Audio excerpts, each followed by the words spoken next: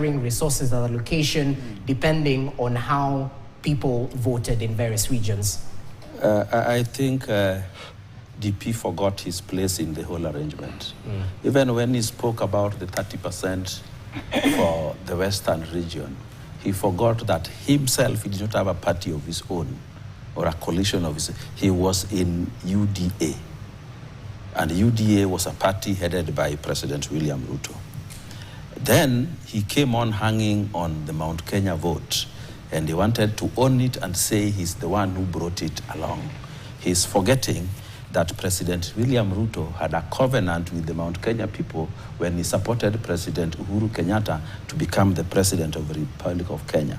When President Uhuru Kenyatta was speaking on behalf of the Mount Kenya people, he told President William Ruto, Mimi kumi, na wewe kumi. And the people of Mount Kenya kept that promise. And they said, even if Uhuru has chosen to betray you, we will not betray you. So for Rigathi Gachagua to come and claim that the votes that came from Mount Kenya were his is to get it all wrong. In any case, Rigathi Gachagua is a creation of President William Ruto and not a creation of the people of Mount Kenya. It is President William Ruto who presented him to the people of Mount Kenya and said, I have picked one of your own to be my deputy. Support me with him. So when he forgot all this, and now he went on to tell President William Ruto, I gave you this number of votes. I, not the people of Mount Kenya, and I want this in return. I think he got it wrong, and he never saw anything coming. I thought he was brilliant enough to see that in time. But also, remember, after all this, he's now clinging on to anything. The worst two things he's clinging on is what is called public participation, and he's clinging on timelines. If you go to public participation, what is even those judges know very well, if they would rule that the process that took place in Parliament was a nullity because there was no public participation, then everything Parliament has done since public participation was put in law will be a nullity. Because if you look at Article 118, it talks about public participation must be allowed in Parliament at all times. The Parliament must be open to the public so that they witness, they be part of the process. But people are interpreting public participation to mean a process in which people are counting, in which opinion is taken and counted. That is not true.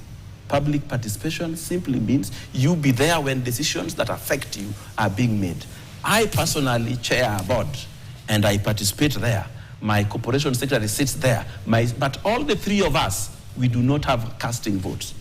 Our votes are not counted. Even this, the public will participate in parliamentary processes, but they do not have counting votes. Only the votes of MPs would be counted. So for DG to cling onto that is to cling onto a straw when he's sinking. Timeline. Parliament is supposed to make its own rules of doing what they want to do without interference from, if they have chosen that the timeline they have kept for impeaching the DP is what they have done, nobody can stop them. In any case, in this country, presidential petitions are done 14 days. And everybody has been complaining that it is too short. But that is the time available because good things must be done well. So I think for Rigiji, his goose is cooked. So and remember, just yesterday, he gave credence to the courts, saying he has faith in the courts, they will uphold the will of the people. So according to you, if his lawyers continue poking into the issue of public participation, they don't have their eye on the ball? Those lawyers, actually, the people who have misled this country are lawyers, especially You're seated with two of them right here. I know. Let me tell you, these lawyers, you see, even these two sitting with me, the same law of this country that they rely on, they will interpret something here, as we sit here, differently, the two of them.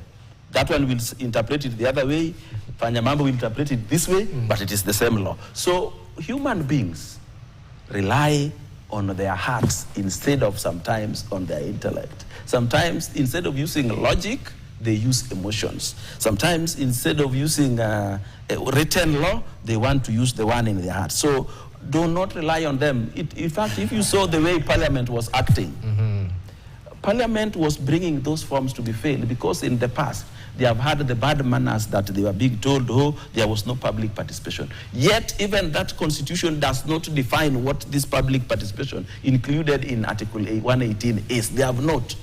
Threshold, what should be done, how it should be done, where it should be done. But in this country, remember also, you cannot force anybody even to go and vote during the general election. So if we have said there's time for public participation, go, and you only get 20 people, that is it.